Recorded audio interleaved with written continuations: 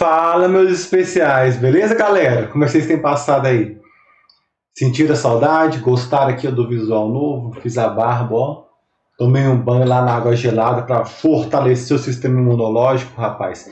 Não há nada melhor que tomar banho na água fria todos os dias. Que negócio de choque térmico. O choque térmico, você vai ficar doente, não existe isso não, rapaz. Aí é uma coisa que te colocar na sua cabeça e você continua acreditando nisso. Melhor coisa, faz aí. Eu fiz o teste para mim, eu faço isso todos os dias. Eu pratico meus exercícios lá de calistenia, corro na esteira 10 quilômetros, tomo um banho de água gelada, melhor coisa que existe. E ainda faz bem para a saúde. Duvida? É só olhar lá no YouTube aí, ó, um monte de informação a respeito disso. E aí você vai ficar forte, saudável. Mas e aí, como é que vocês têm passado e aproveitado esse tempo aí de reclusão? Eu aproveito fazer a minha barba aqui, né? Porque você sabe que eu não sou muito fã de fazer barba, mas eu fiquei até mais bonito. Você não acreditou, não? Você não acha que fiquei mais bonito, não? Um monte de mulher falou isso pra mim que eu fiquei bonito. Minha mãe, minha esposa e minhas filhas, ó. Tô podendo ou não tô podendo? Fala aí. Ah, moleque. Pessoal, brincadeiras à parte, vocês têm estudado aí? Olha lá, hein? Tô vendo aí que vocês estão assistindo poucos vídeos, hein? Tô achando que vocês estão copiando um resumo do outro, hein? Lembre-se que os resumos aí é uma forma de a gente levar lá na pontuação e ver se de fato vocês estão acompanhando essas postagens ou não. E se vocês acharem que não está valendo a pena, a gente pode fazer esse tipo de vídeo e pode tentar fazer outro tipo de coisa. Você manda lá no grupo de WhatsApp lá, né?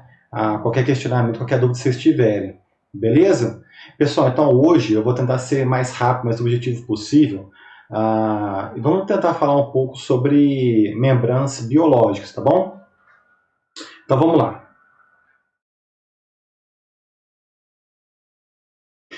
Como podemos definir então as membranas biológicas? São estruturas complexas compostas por lipídios, proteínas e carboidratos.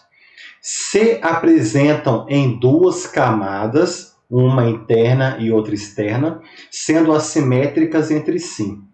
Na verdade, é uma definição bem geral, né? Então vamos lá, vamos por etapas aí, ó. São estruturas complexas, realmente, é uma complexidade enorme, como a gente vai ver daqui a pouco nos próximos slides. E basicamente, a sua maior parte ela é composta de proteínas e lipídios. Existe uma pequena parcela de carboidratos, sim, mas como composição, né, dos lipídios ou de proteínas. A gente vai ver daqui a pouco sobre isso daí, né? E ela possui um lado externo e um lado interno, né? Portanto, uma bicamada. E ela é assimétrica por quê? Porque a gente vê que o lado de fora é diferente do lado de dentro. Por quê? Porque são reações químicas diferentes que acontecem tanto no ambiente externo, né? Como, por exemplo, fora da célula, quanto o ambiente interno, né? São reações químicas diferentes.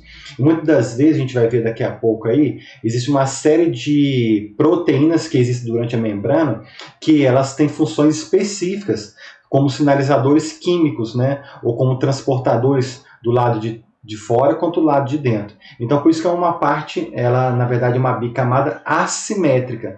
O lado de fora difere do lado de dentro, ok?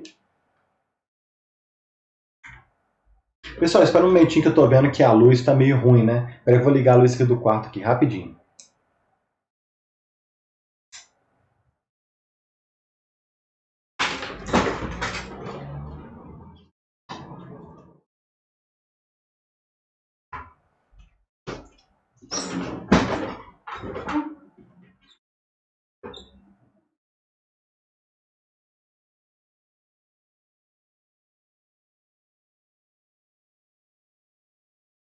Desculpa a falha técnica aí, mas eu estou gravando hoje. Na verdade, meu dia de gravar é terça-feira, vocês sabem, né? Eu gravo normalmente terça-feira. O problema é que o pessoal, segunda e terça, estão arrumando a rua aqui de casa, aqui, né? Então tá muito barulho de caminhão e de trator. Então resolvi gravar hoje. E acabou que como eu estou gravando mais tarde, eu estou vendo que a luz do ambiente está sumindo. Então eu resolvi ligar a luz agora. Então desculpa aí, problema técnico. Vamos lá. Então ficou clara a definição? Beleza? Então vamos agora passar para as funções. Primeiro, definem limites externos das células. Dividem compartimentos. participam da interação célula-célula e ambiente, regulam o trânsito de moléculas e transdução de energia. Vamos lá, cada um deles rapidamente aí. Definem limites externos das células. Gente, se não tivesse uma definição da parte externa da célula, na verdade, a gente pode definir que a vida foi com o surgimento da primeira membrana. Porque como separar uma parte de outra se não houvesse uma estrutura que fizesse esse tipo de papel? E esse papel ele é desempenhado justamente pelas membranas biológicas. Então, a membrana celular é um tipo de membrana biológica. A gente pode ver uma membrana também ao redor tanto de eucariotos quanto procariotos, que são membranas celulares, né? Mas podemos citar também as membranas que estão presentes na mitocôndria, no cloroplasto e do núcleo, são membranas biológicas, né? Então, elas definem os limites, né? Então, quando eu me refiro aos eucariotos e procariotos, eles estão definindo o que faz parte da célula e o ambiente externo dela, ok? Então, define limites, né? Limites externos. Dividem compartimentos. Igual eu acabei de falar, por exemplo, aqui. Olha o caso da carioteca. Você vê que é uma membrana, né? Uma membrana biológica que separa a parte citosol, né? A parte citoplasmática em si mesma, da parte do núcleo, ok? Então são coisas diferentes umas das outras aí. Participam da interação célula-célula e ambiente. Gente, isso aqui é extremamente importante para a gente saber, né, a união perfeita e o intercâmbio que existe entre células. Entre as células neurais, por exemplo, entre as células cardíacas, entre as células epiteliais. Existe uma troca de informação química constante entre elas, né, de sinalização química para que ocorram os processos biológicos necessários para a manutenção da vida orgânica. Né? Então, isso tudo são interações que acontecem entre as células. Né? Quais são os estímulos químicos que vêm do ambiente que vão fazer com que ativem ou desativem alguns tipos de genes lá dentro do núcleo? Então, isso daí são receptores que existem na membrana que fazem esse tipo de papel de transdução de sinais. A gente vai ver daqui a pouco sobre isso daí. A regulação regulam o transporte das moléculas. É óbvio, ela é uma membrana que faz com que alguns tipos de moléculas entrem e outros não. Por exemplo, alguns tipos de substâncias apolares, elas conseguem passar por essa bicamada que a gente acabou de comentar aí. Mas as substâncias polares e íons, eles não conseguem passar, a não ser que existam canais e transportadores que nós iremos descrevê-los daqui a pouco, entendeu? Então, na verdade, regula o que entra e o que sai das células, por exemplo, ok? E transdução de energia é outro tipo de finalidade, de função que pode ser desempenhada por uma membrana biológica. Recordemos, por exemplo, da membrana que envolve as mitocôndrias. As membranas que envolvem os cloroplastos. Minha gente, lá estão presentes vários processos biológicos fundamentais, tanto para plantas quanto para animais. Né? Quando nós referimos, por exemplo, às mitocôndrias, a gente lembra logo da fosforilação oxidativa, que será a matéria de capítulos mais à frente. E outro assunto também relacionado, por exemplo, a cloroplastos, né, de eventos que acontecem no cloroplastos nessas membranas, por exemplo, a fotofosforilação, que também será assunto que nós abordaremos em próximos capítulos. Então a gente vê como que é importante o conhecimento das membranas, né, e como elas estão envolvidas nesses processos aí, ok? De manutenção da vida tal qual nós a conhecemos. Então, quais são as características das membranas biológicas? Flexibilidade.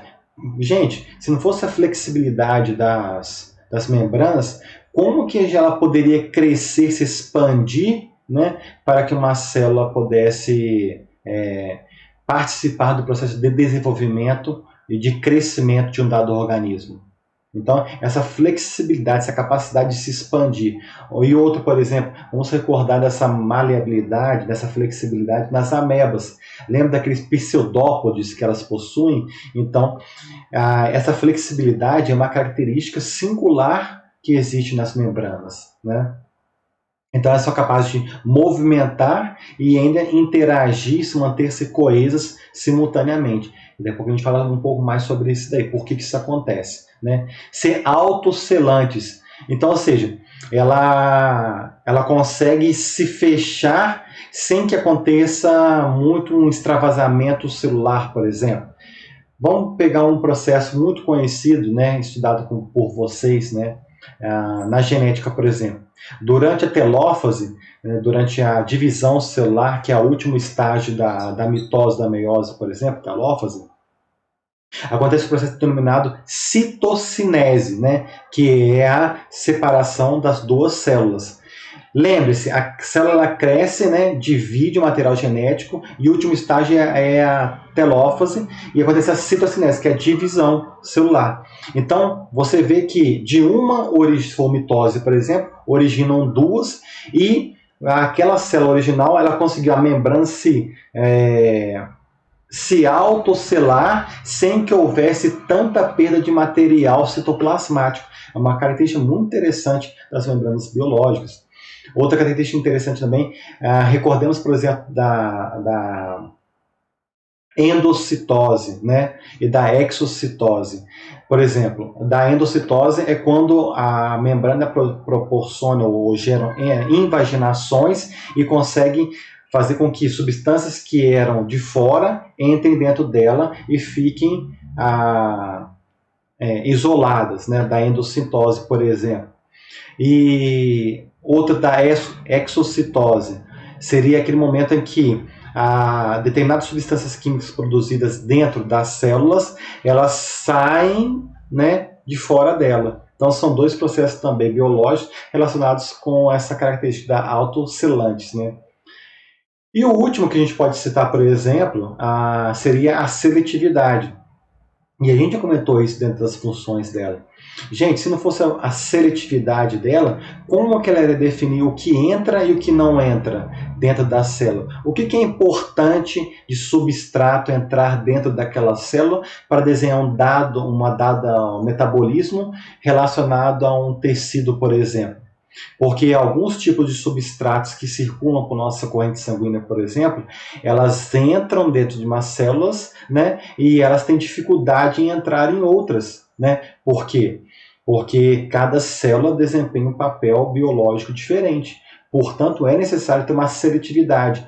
E tem esse aspecto que eu comentei, e também tem a questão da seletividade quanto à polaridade da substância. A gente comentou substâncias apolares, algumas são permeáveis, algumas poucas. As polares não entram, né?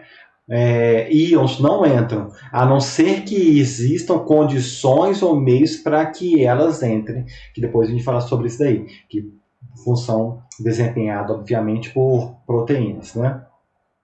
Ficou claro? Então, flexibilidade, autocelantes e seletividade, beleza? Quanto à composição química, então, a gente pode dizer que basicamente é lipídio, proteína e carboidrato.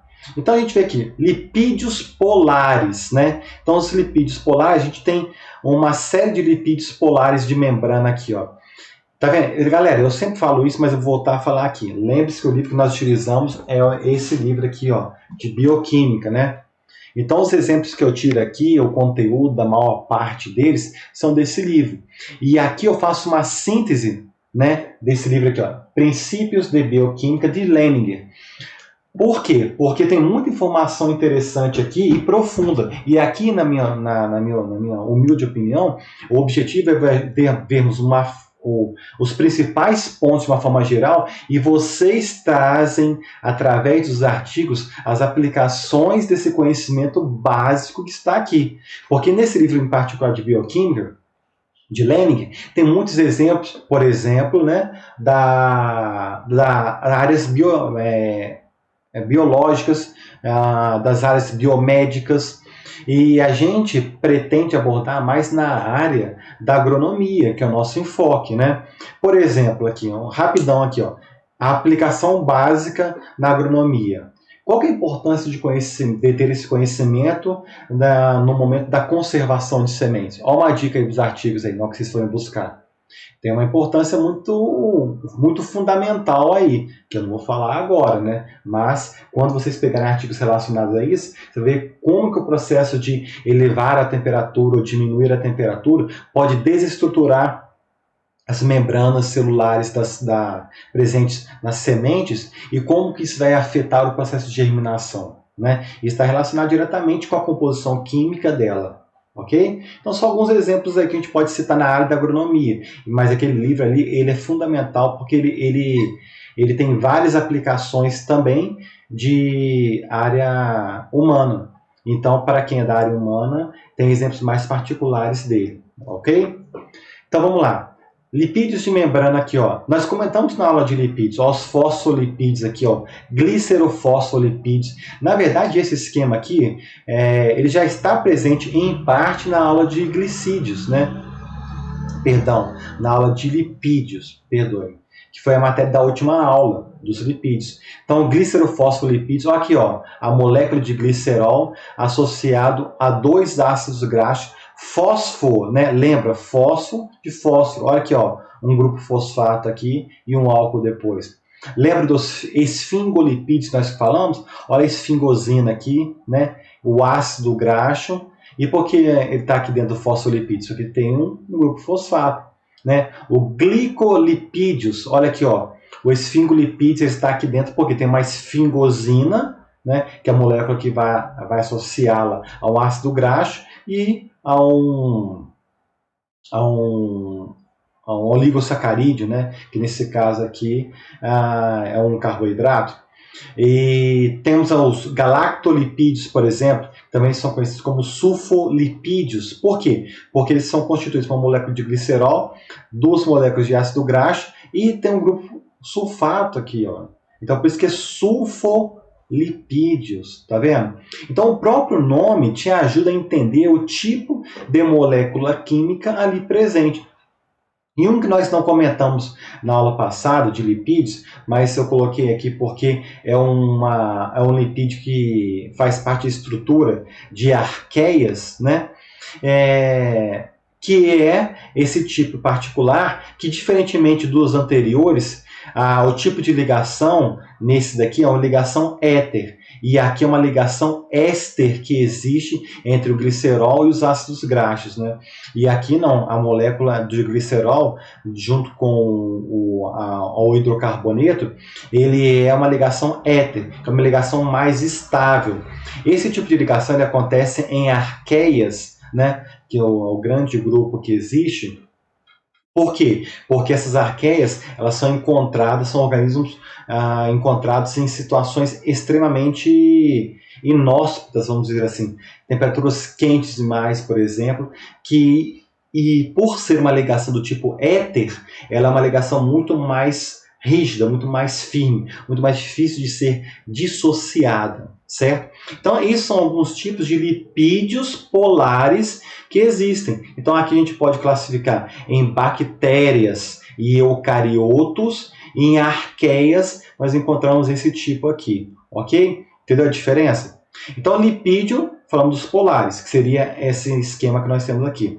E com relação aos esteróis, nós falamos muito isso no final da aula de lipídios. Quais são o esterol presente na membrana de animais, por exemplo? Vocês já viram esse esquema lá na aula passada. Olha aqui, ó. Essa molécula aqui, tá vendo? Um núcleo esteroide. Aqui também tem um núcleo esteroide. Só que tá vendo? Esse daqui, essa molécula, é diferente dessa. Essa molécula aqui, qual que ela é? É uma molécula de... Qual que é essa? Lembra? Vocês lembram? É o colesterol, né? O colesterol é sintetizado, é um esterol sintetizado em animais. Então você jamais vai adquirir, quando você pega alimentos de origem vegetal, jamais vamos encontrar colesterol lá. Porque o esterol utilizado para a síntese, né, para unir as diferentes substâncias químicas presentes nas membranas de uma célula vegetal, não é o esterol colesterol. É o outro tipo de molécula, como por exemplo, você lembra de algum exemplo lá?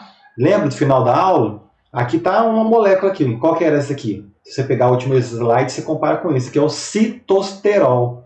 Então, é uma molécula que tem a mesma finalidade do colesterol, que é a primeira, né? Que o citosterol é o esteroide presente nas membranas, cuja finalidade é dar uma certa fluidez na membrana, tá vendo? Nas membranas biológicas. No caso, citosterol é em vegetal. No caso de colesterol, é animal. Beleza? Ficou claro? Então, proteínas. Nós falamos de lipídios. Então, se vocês acham que lipídios foram muitos, né, lipídios polares, esteróis, você acha que foi muito? Você, então, não vai querer nem imaginar a quantidade de proteínas diferentes que são possíveis, né, na composição química das membranas biológicas. Por quê? Gente, as membranas biológicas, elas são tão diversas, vamos dizer assim, em termos de composição química. Umas têm mais lipídios, outras têm mais proteínas, porque isso está relacionado diretamente com as células que estão desempenhando o papel biológico daquele tecido. Então, algumas células vão ter mais lipídio, outras vão ter mais proteínas, né? E o carboidrato é a que tem menor quantidade em ambas situações, né? E em vários tipos de células diferentes. Então as proteínas têm um papel muito amplo. Então, por ser muito amplo e muito mais complexo, as quantidades diferentes possíveis ali são quase que inimagináveis, né? Com relação a esses tipos de proteínas diferentes que podem ser encontradas nas membranas biológicas. Por exemplo, aqui a gente viu alguns grandes grupos, né? Mas a gente pode falar por base aí que foram identificados mais de 2.000 tipos diferentes de proteínas que fazem parte dessas composições das membranas biológicas, né? Então a gente vê um negócio muito complexo. A pergunta que poderia ser feita então é a seguinte: e se a gente pegar esses lipídios todos daí, né?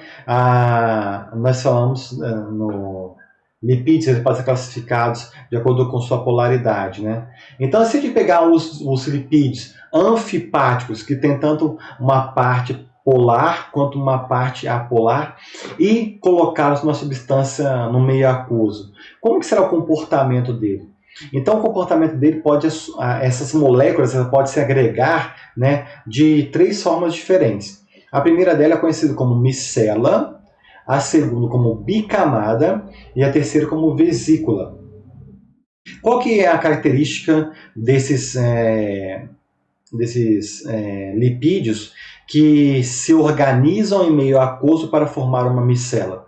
Olha aqui, ó. Olha o formato cônico que ele tem aqui, ó. Unidades individuais têm a forma de cunha, seção transversal da cabeça maior do que a cadeia lateral. O que está querendo dizer isso aqui? Olha esse grupamento, que é o grupamento polar. Vamos supor que é um fosfolipídio.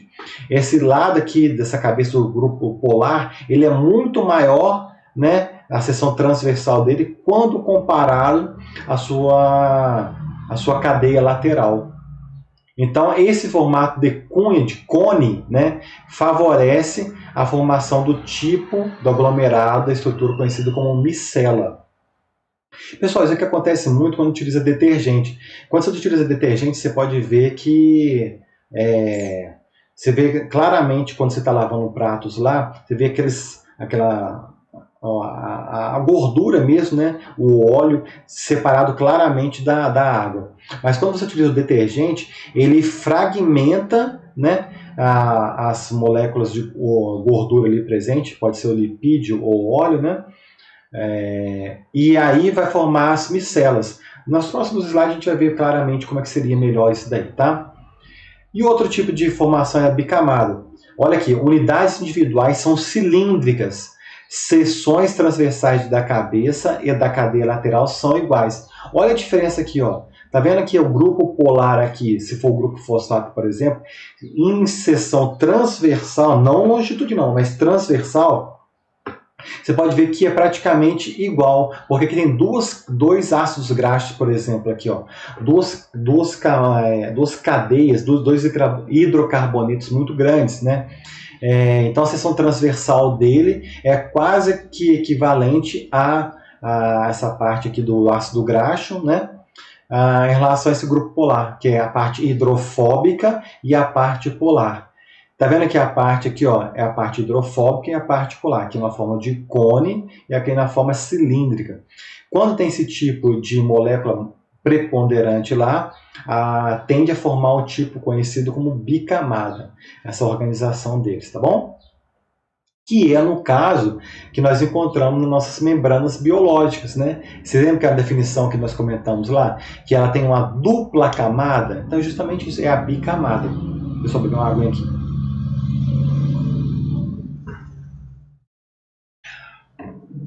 E o último tipo que nós temos é o do tipo vesícula, que uma camada ela fica sobre a outra, seria quase que algo parecido com uma bicamada, só que tem uma peculiaridade. Elas vão se formar de organizar de tal forma que o lado hidrofílico fica para o lado de fora. Essa camada aqui, ó, tá vendo que tem aqui, ó, uma camada hidrofóbica, outra camada hidrofóbica e uma camada hidrofílica aqui dentro. Então, na verdade, isso aqui forma um lipossomo.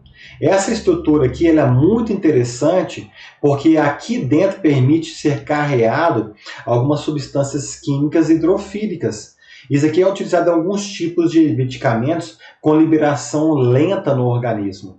Então, isso aqui é uma estrutura, um lipossomo muito interessante que é utilizado em alguns tipos de medicamentos, né, de liberação lenta no organismo. Então, é interessante esse tipo de estrutura também, né? Então ficou claro como pode ser organizado esses lipídios, né, nesses diferentes tipos de meio, nesse meio aquoso, beleza? Então, micela, bicamada e vesícula, ok? Então, depois de ser feito vários tipos de estudos, né, através de microscopia eletrônica, estudos baseados em física, em química, biologia, o modelo mais aceito pela comunidade acadêmica, a respeito da composição e da organização dessas membranas biológicas é conhecido como modelo do mosaico fluido. Por que modelo do mosaico fluido? Você pode ver que isso aqui é uma gororoba, né? Olha que mistureba que é isso daí, gente. Olha só. Você lembra que nós comentamos lá na definição? Uma bicamada, olha aqui, uma bicamada. Olha uma camada aqui em cima, né? Essa camada aqui em cima, e a camada aqui de baixo. Então, na verdade, essa parte que vocês estão vendo em amarelo, junto com aqui esses círculos redondos, azuis, e na verdade são os lipídios, né? Então você vê que tem uma camada aqui em cima e uma camada aqui embaixo. A parte azul hidrofílica, a parte aqui dentro hidrofóbica e hidrofílica. Então a gente vê a parte de fora da célula e a parte de dentro da célula. Então vocês podem ver que, além disso, nós vamos encontrar também aqui a composição de diferentes tipos de proteínas. Olha essa proteína, essa parte estrutural, esse domínio dessa proteína, ele é completamente diferente desse tipo de proteína aqui, dessa parte de domínio dessa proteína. Essa proteína é dita como integral. Por que ela é integral? Porque ela está ligada muito fortemente a essa membrana.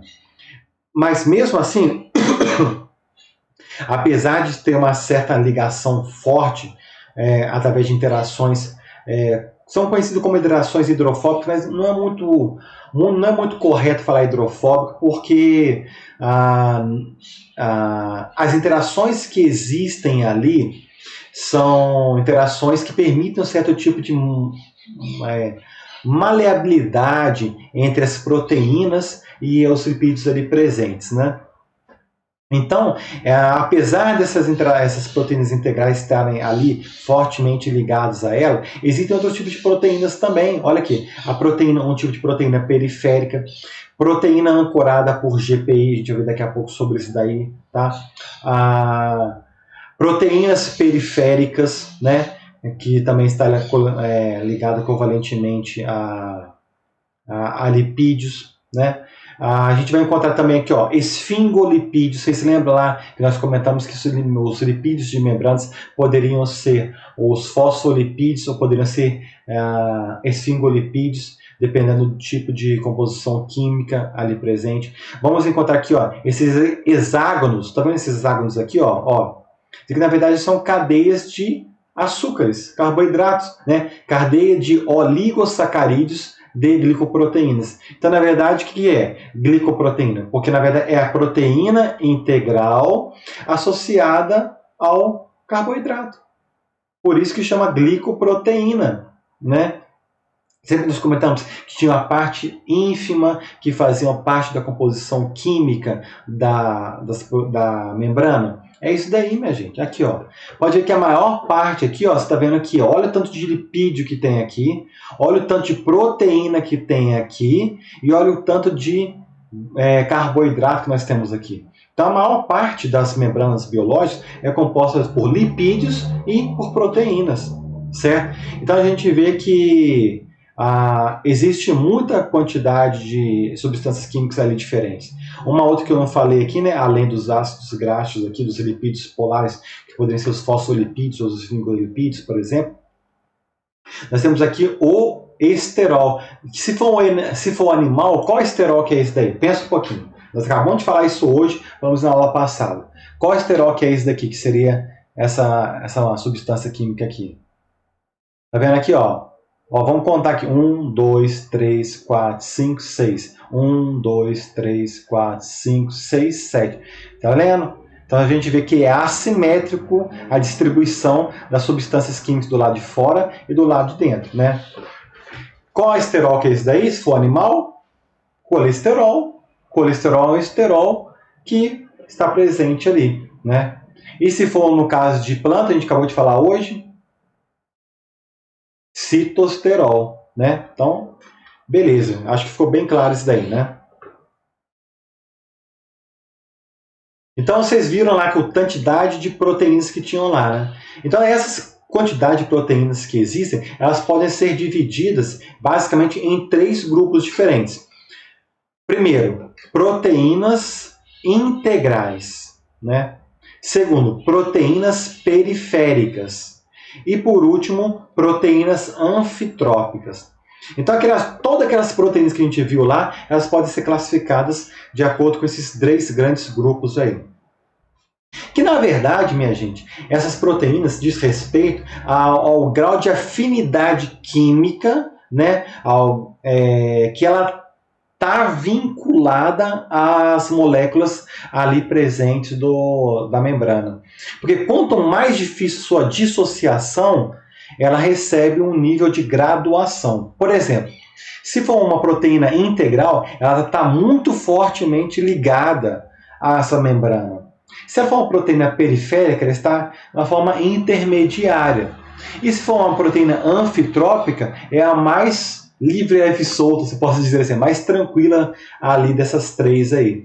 Ela pode se ligar reversivelmente ali às moléculas ali presentes. Então vamos lá.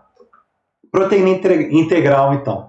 Você pode ver que na proteína integral aqui, a parte hidrofóbica dela, né, porque a proteína ela é constituída por aminoácidos. A gente viu isso lá na aula de proteína.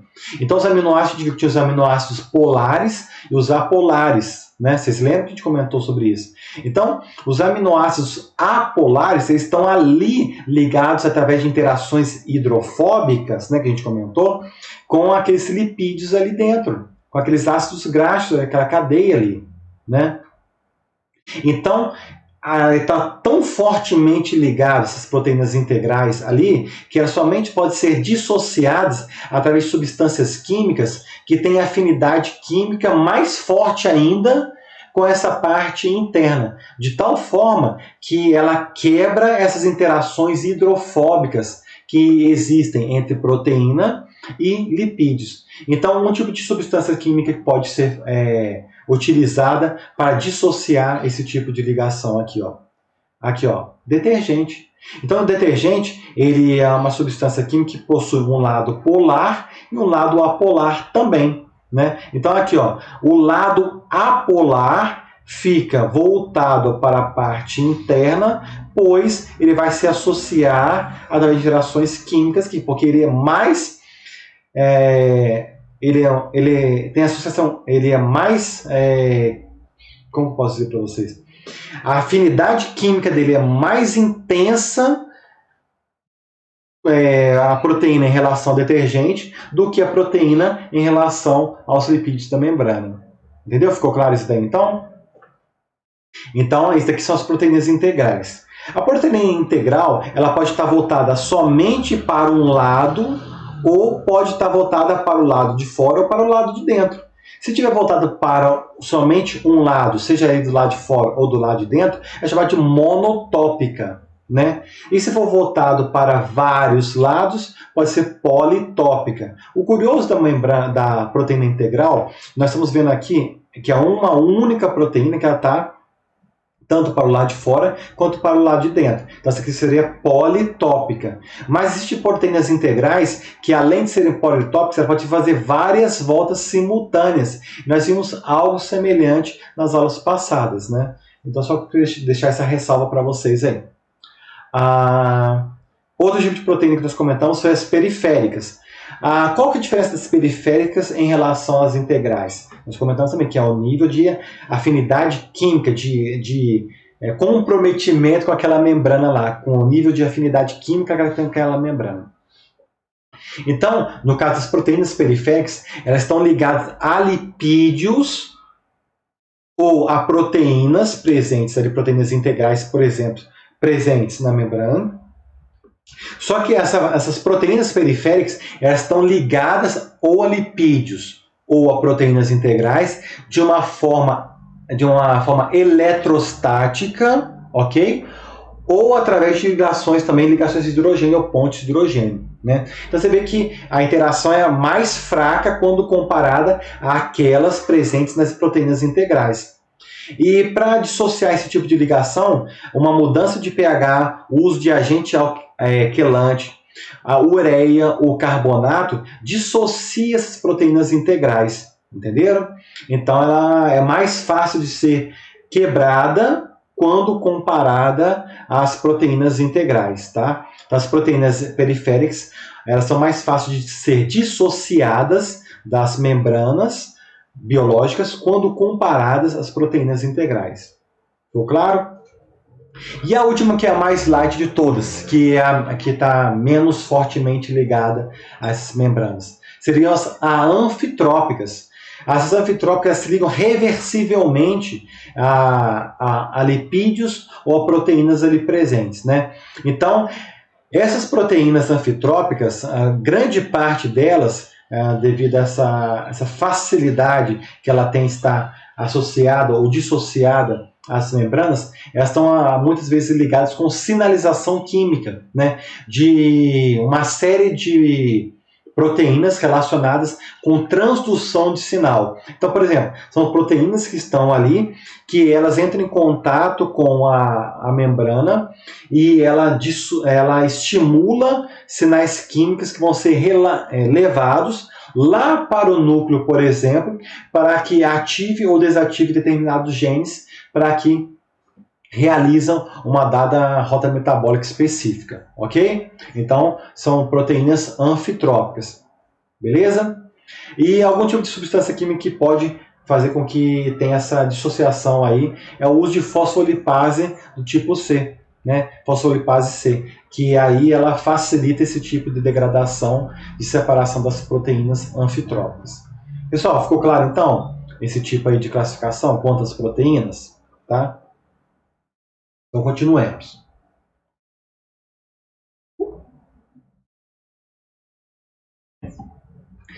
Com relação à composição química, eu creio que já é o suficiente, né? Apesar de ter muito mais coisas que nós podemos entrar em detalhes aí. Mas de uma forma geral, o essencial é isso daí. Já penso eu estar um nível bom para que vocês consigam pegar os artigos e lerem de uma forma geral, e em cada caso particular a gente depois discute isso na sala de aula, se for o caso. Agora vamos mudar um pouco do assunto aí. Com relação à dinâmica da membrana. Que vocês lembram quando eu expus para vocês o modelo do mosaico fluido? Os componentes químicos ali presentes, sejam lipídios, sejam proteínas, sejam carboidratos, eles estão fixos, assim como tijolos numa parede. Eles têm uma facilidade de se movimentar ali, né? Tanto na parte externa quanto na parte interna. Essa facilidade é perfeitamente compreensível e factível.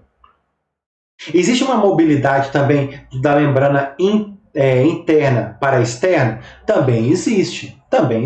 Só que ela é mais difícil de acontecer, né? E na maior parte desse tipo de movimento existe gasto de energia, mas ela acontece em menor proporção quando comparada à movimentação lateral da camada, dentre os componentes existentes na camada externa ou da camada interna, tá? Então, essa mobilidade é perfeitamente factível de se acontecer, porque é um mosaico fluido, ele tem uma fluidez, ele tem um movimento ali, né?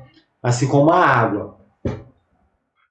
Mas então, como que se dá essa dinâmica dessa membrana, né? Então, olha aí, ó, a fluidez ela é afetada pela temperatura, pela composição química de ácidos graxos e pelo conteúdo de esteroides, né? Então, basicamente, esses três fatores aí estão relacionados com essa fluidez, né? Para quem não entende muito bem de fluidez, vamos fazer assim, uma comparação grosso modo. Lembra, por exemplo, vamos comparar o magma, que é aquela substância que na verdade é uma rocha fundida, que é expelida por vulcões, né? Compara o movimento, a fluidez de um magma em relação à água, por exemplo, né? Então, a água é muito mais fluida em seu estado natural, a 25 graus, por exemplo, né? Estado natural, quando comparado ao magma que sai dos vulcões, né? Você vê que o movimento dele é muito mais lento, né? Você poderia comparar também a água com óleo. Se colocar numa superfície, né? Determinados tipos de óleo são muito mais lentos quando comparado à água, o seu movimento, né? Então está relacionado com a fluidez da substância. Então, a fluidez é afetada pela temperatura? Lógico, gente. É óbvio, isso é óbvio. Vamos pegar, por exemplo, a água, a gente acabou de citar lá aqui, né? A água, se você reduz a temperatura dela, ela parte daquele movimento fluido que ela tem, né? A gente observa em mares, oceanos, em rios, né? E reduzindo essa temperatura, ela fica sólida. Ao passo que, se você elevar a temperatura do gelo, ela se torna novamente água. E se elevar mais ainda, você torna a água em gás. Então, na verdade, o que a temperatura faz? Ela é uma energia térmica que mede a vibração das moléculas, né? Então, como que está relacionado com a membrana, por exemplo? A membrana ela tem um nível de ordenação entre as moléculas ali. Existe uma certa ordenação entre os lipídios, entre as proteínas, entre os carboidratos ali presentes. Só que quando você aumenta a temperatura, o que vai acontecer? Se você aumenta a temperatura, pensa, aumentando a temperatura, aumenta a vibração das moléculas, aumenta, portanto, o estado de desorganização das moléculas, né? Então, por isso aqui, ó, uma dica aí, se você pegar alguns artigos relacionados à parte agronômica.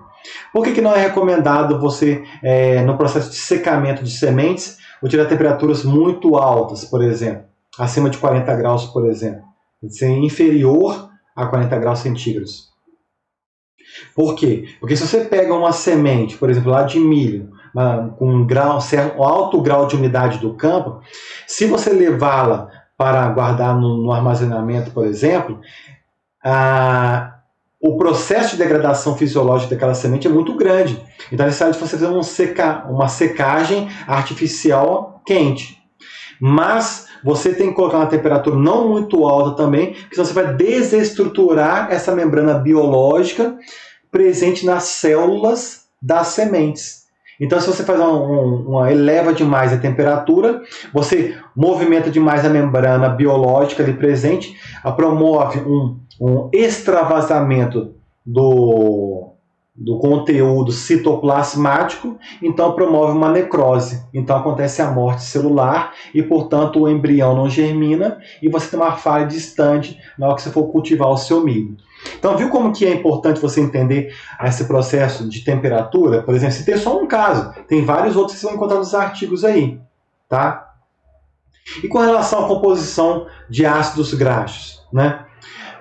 Quanto maior a cadeia de ácidos graxos presentes ali nos lipídios, seja nos fosfolipídios que a gente comentou, seja nos esfingolipídios, né?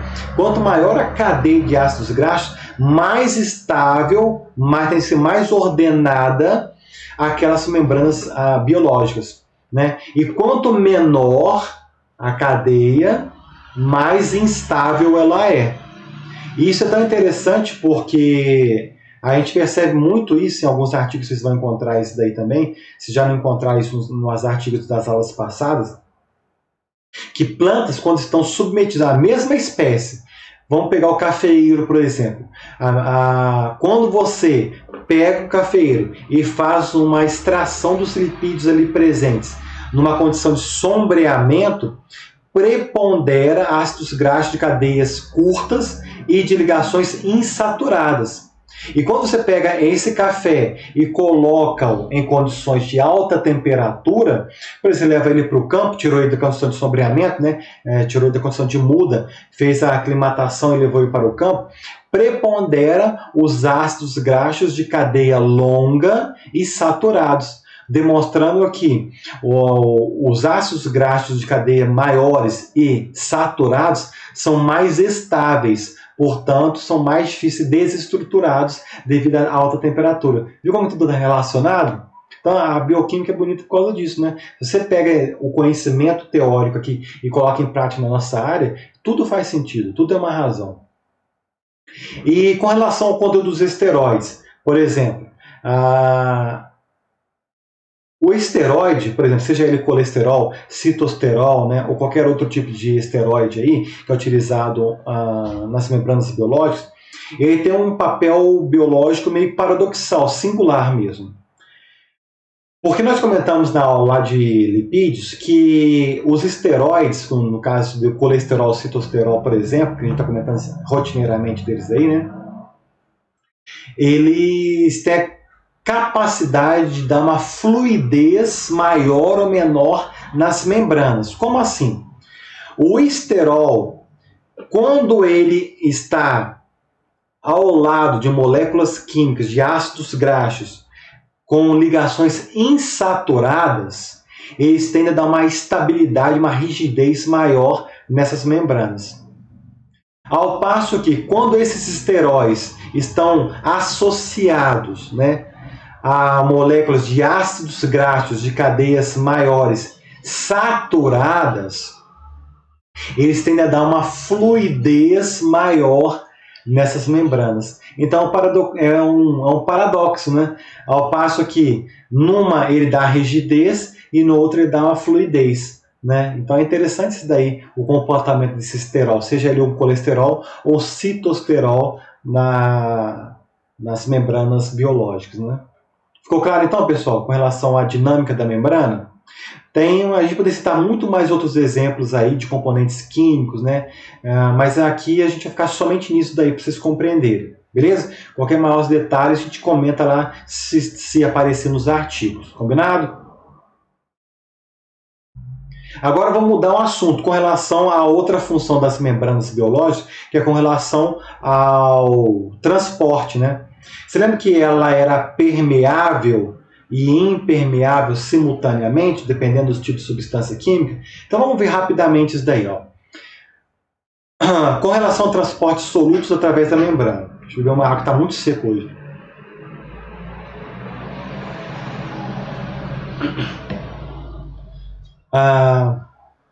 Com relação ao transporte, vamos falar dos tipos que existem aí. Vamos lá, acompanha no slide aí.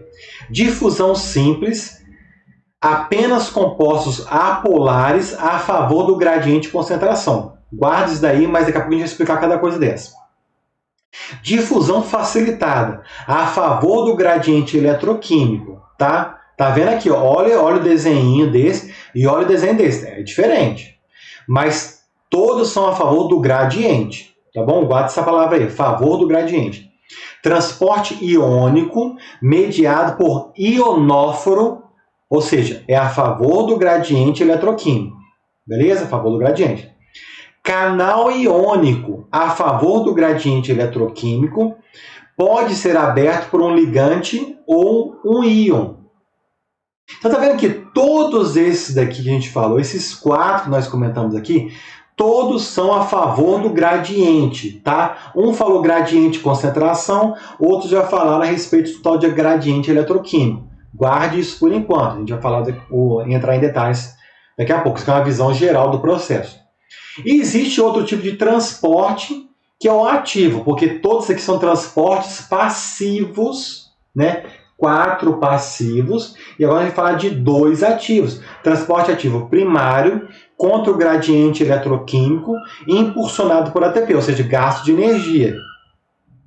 E transporte ativo secundário, contra o gradiente eletroquímico, impulsionado por movimento íon, a favor do seu gradiente. Então, ou seja, aqui vai ter um gasto de energia, porque é ativo, e além disso, tem que ter um movimento de um íon ou de alguma substância química para que aconteça o processo. Beleza? Então vamos lá. Vou começar então pela difusão simples. Como que é a difusão simples, então, meu pessoal aí, ou o pessoal que está ouvindo, a galerinha? Temos 2 situações diferentes aqui, ó. Tá vendo que aqui, ó, a concentração C1 aqui é muito superior desse soluto quando comparado nessa situação número 2. Então imagine que é uma membrana permeável, a concentração de C1 aqui é muito maior do que C2. Então, o que acontece naturalmente? Para entrar em equilíbrio, há um fluxo do mais concentrado para o menos concentrado. Tá vendo que olha o tamanho dessa seta aqui, ó. Pum, foi para cá. Então aqui já entrou na situação aqui número 2. A quantidade de C1, da concentração de C1, é igual à concentração de C2. Então aqui é concentração de soluto, tá? Agora aqui é diferente, não é com relação à concentração do soluto, mas é uma diferença de carga eletrônica. Olha aqui, ó.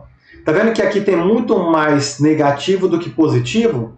Então, aqui tem uma diferença de potencial, né, de membrana, potencial de membrana, porque tem uma diferença de carga eletrônica de um lado para o outro.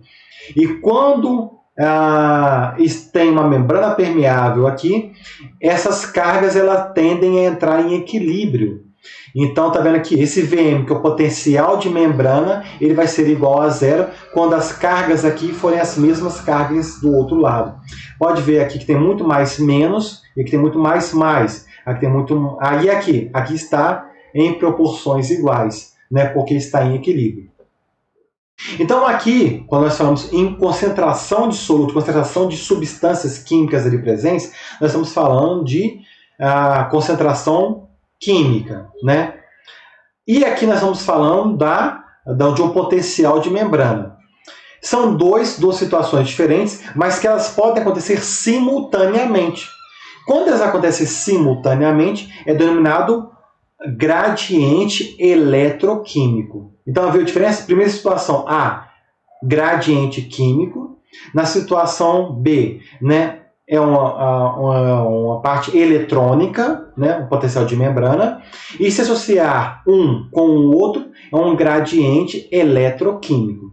Então, na difusão simples, ela sempre se dá a favor do gradiente. Então, ou seja, quando é a favor do gradiente, tá vendo aqui, ó, ela vai aqui, ó, do mais concentrado para o menos concentrado. Então, talvez você via lá a favor do gradiente, é justamente isso, do mais para o menos. Ficou claro isso? Então, isso é difusão simples. Agora, qual que é a diferença da difusão simples para a difusão facilitada? Olha aqui em cima, aqui na situação na letra A. Na letra A, a gente vê que isso daqui é difusão simples. Olha a quantidade de energia necessária para que essa substância aqui entre, né? Olha aqui, ó. Entre e passe pela membrana. Olha aqui, gente, é muita energia necessária, né? E se você utiliza uma outra substância química que consiga reduzir esse processo, essa energia necessária para que essa molécula passe de um meio, ou lado de fora para o lado de dentro, ou lado de dentro para o lado de fora, ela facilita demais o processo e aumenta a velocidade do processo. Então, essa substância aqui, na verdade, é um transportador. É uma proteína. Sempre que nós comentamos que as proteínas elas fazem parte das membranas biológicas, pois é, as proteínas ali presentes, elas têm basicamente duas funções, né? Como transportador, seja através de canais ou transportador em si mesmo, ou seja, através de sinalização química, a finalidade das proteínas presentes nas membranas. E aqui nós temos uma proteína em azul, cuja finalidade dela que é um transportador. Então, os transportadores, na verdade, abre aspas, é como se fosse uma enzima. Porque as enzimas, vocês lembram que elas reduziam a energia de ativação? Aqui está reduzindo a energia necessária para o transporte do lado de dentro para o lado de fora, por exemplo. Então, reduzindo a energia necessária, essa velocidade ela se dá muito mais rápida. Sempre que a função das enzimas são catalisadores, elas aceleram a velocidade do processo em si. Então, o transportador é isso mesmo. É uma proteína que acelera o processo de migração, né, dessas moléculas do lado de fora para o lado de dentro, ou do lado de dentro para o lado de fora. Entendeu qual é a ideia do transportador? Então, quando tem o uso, ou quando as proteínas fazem parte desse processo, é uma difusão facilitada, porque ela se dá a favor do gradiente eletroquímico, só que ela é facilitada, ela é agilizada devido a essas interações auxiliadas pelas proteínas ali presentes. Ok? Então ficou claro essas comparações, esses comentários que nós fizemos? Qualquer dúvida, vocês perguntem para mim lá no WhatsApp. Beleza? Bem, a gente comentou sobre canais. Vocês lembram que a gente comentou lá? Qual que é a diferença de canais para transportadores? Ambos, na verdade, são proteínas que estão desempenhando esse papel. Só que, vamos comparar aqui, ó, um canal iônico e o transportador.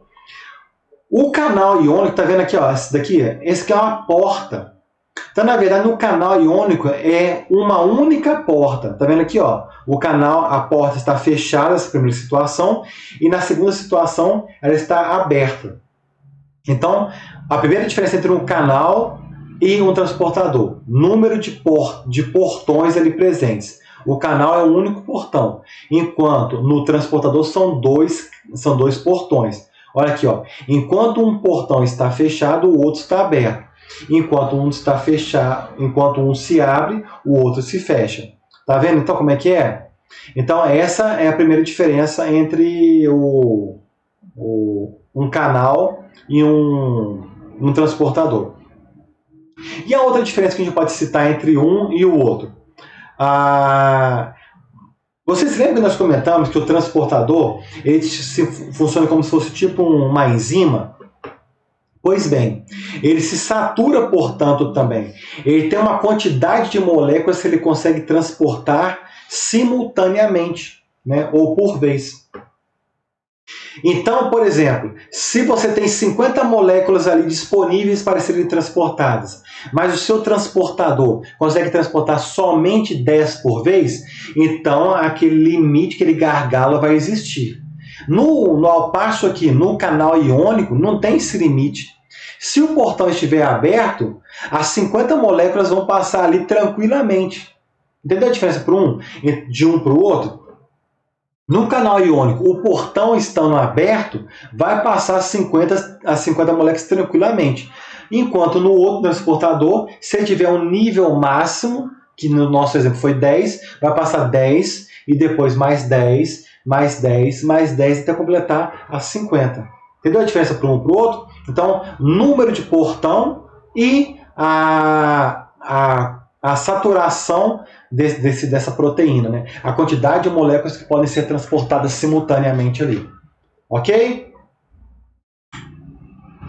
E ainda temos uma última classificação desses transportadores presentes nessas membranas biológicas, né? Que na verdade são proteínas, que elas podem ser classificadas de acordo com a quantidade de substância química que passa por ela. Se passar uma única exclusivamente, uniporte, tá vendo? Uniporte. E se for duas substâncias químicas, então vocês podem ver aqui no esquema aqui, ó. Se for duas substâncias químicas, é denominado cotransporte. Esse cotransporte tem duas classificações. Por quê? Porque as duas podem ir para o mesmo lado, ou seja, no mesmo sentido, ou pode ser em sentidos opostos. Então, se ela for no mesmo sentido, é denominado simporte. Olha aqui, ó, nessa situação aqui. Agora, e se for em sentidos opostos, né? Então, a gente é conhecido com esse tipo de transporte chamado de antiporte. Tá bom? Ficou claro? Então, isso é com relação ao número de substâncias químicas que podem passar por aqueles transportadores ali.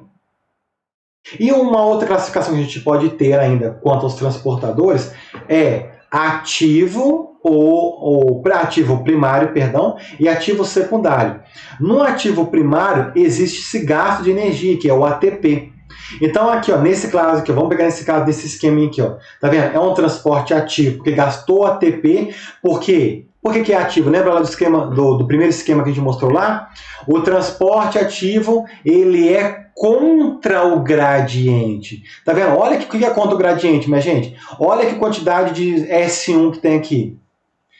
E olha a quantidade de S1 que tem aqui.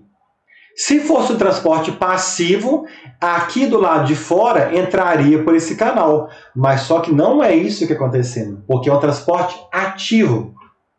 Se é ativo, ele se dá do menos para o mais, que é o que está acontecendo aqui, ó. E por isso tem esse gasto de energia. Então aqui é um transporte ativo primário e ao mesmo tempo está passando uma única substância, né? Então ele é uniporte. Tá vendo? Beleza. E o transporte ativo secundário? Por quê? Tem o gasto de energia porque é contra o gradiente, né? E além disso, ele é secundário porque acontece simultaneamente a entrada de S1 novamente na célula, só que devido a interações químicas que existem entre o S1 e o S2, ele carrega para dentro dela a molécula química S2. Então, na verdade, é um processo de cotransporte, que nesse caso é um cotransporte simporte. Tá vendo aí a classificação? Então, temos duas classificações diferentes aí, tá? Então, a gente tem aqui quanto a passagem de substâncias químicas, se ela é uma ou se são duas, se vai na mesma direção ou não. E na segunda classificação ambas situações, transporte ativo, que é contra o gradiente, mas ele é primário quando ele acontece somente com gasto de ATP. E na segunda situação é secundária, porque para a molécula S2 entrar, houve um gasto de energia e a S1, ela por afinidade química, leva novamente a S2 para dentro da célula. Ficou claro então isso daí? Pessoal, então era isso a aula de hoje. A gente falou de uma forma bem reduzida para vocês, bem sintética. Tinha muito mais informação no livro, mas se vocês entenderam isso, creio que qualquer artigo que vocês pegarem aí, o mínimo de compreensão vocês vão ter a respeito deles, tá? E qualquer dúvida que vocês tiverem aí, vocês podem me perguntar lá no WhatsApp, sem problema nenhum. Seja a respeito do conteúdo da aula de hoje, ou seja a respeito do conteúdo dos artigos que vocês deverão fazer os resumos respectivos de cada um deles.